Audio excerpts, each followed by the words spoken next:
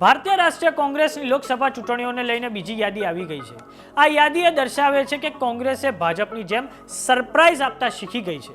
હવે કોંગ્રેસ ભાજપના રસ્તે છે। નમસ્કાર, જમાવટ સાથે હું છું પાર્થ।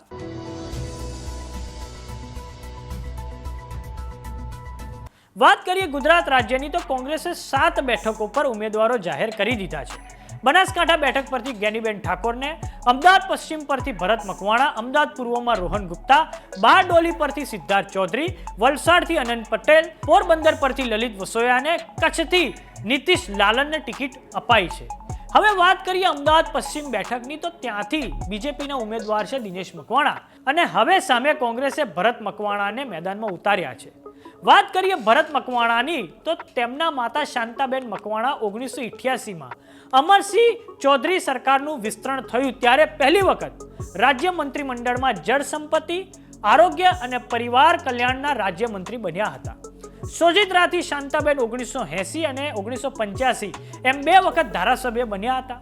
1990 અને 95માં જોકે હારી ગયા હતા। ભરત મકવાણા સોજિત્રા પરથી 1998માં જીત્યા હતા, 2002 અને 2007માં હાર્યા હતા। વાત કરીએ ભરત મકવાણાના પિતા યોગેન્દ્ર મકવાણાની તો તેઓ રાજ્યસભાના સાંસદ હતા। ઇન્દિરા અને રાજીવ ગાંધી બંને સરકારમાં મંત્રી રહ્યા હતા। 2008માં યોગેન્દ્ર મકવાણાએ કોંગ્રેસથી અલગ થઈને પોતાની નેશનલ બહુજન કોંગ્રેસ પાર્ટી પણ બનાવી હતી। વાત કરીએ ભરતભાઈની તો ભરતભાઈના પત્ની રીટા પટેલ છે।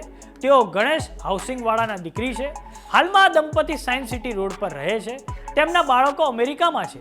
તેમના આઈએસ દંપતી અનુરાધા મલ અને વિનોદ મલ સાથે પણ ઘરેલું સંબંધો છે। એક વાત તો ચોક્કસ છે કે કોંગ્રેસ હવે વિચક્ષણતા તરફ જઈ રહી છે, ખૂબ જ સરપ્રાઈઝ આપી રહી છે। તો હવે જોવાનું એ છે કે આ લોકસભાની ચૂંટણીઓમાં કોંગ્રેસ કેટલી બેઠકો લાવે છે। આવી જ રસપ્રદ માહિતી માટે જોતા રહો જમાવટ। જો તમે અમને યુટ્યુબ પર જોઈ રહ્યા હો તો સબસ્ક્રાઇબ કરો, જો તમે અમને ઇન્સ્ટાગ્રામ અને ફેસબુક પર જોઈ રહ્યા હો તો ફોલો કરો। ઉપરાંત અમારી એન્ડ્રોઈડ અને એપલની એપ આવી ગઈ છે, ડાઉનલોડ કરવાનું ભૂલતા નહીં। નમસ્કાર।